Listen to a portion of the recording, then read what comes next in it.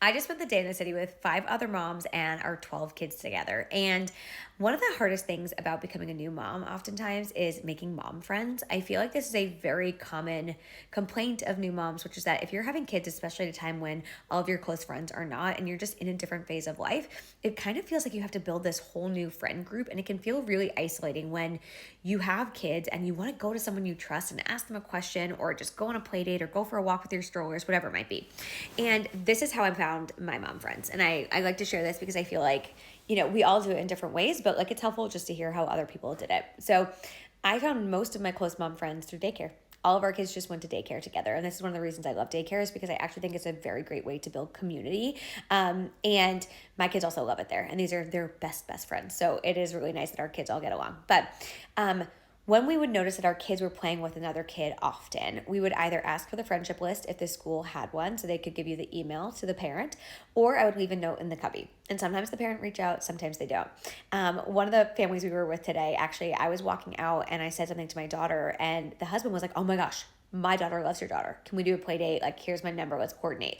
And now we hang out with them all the time. And so um, it was little moments like that where we were all connecting with each other. But then on top of that, to really build community with a larger group of people, when we would have a play date, right, me and another mom would be coordinating.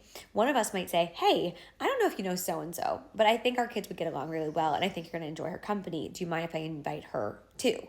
And so we started to include more families as we would have these things, and whether it was at a playground or if we were at someone's house.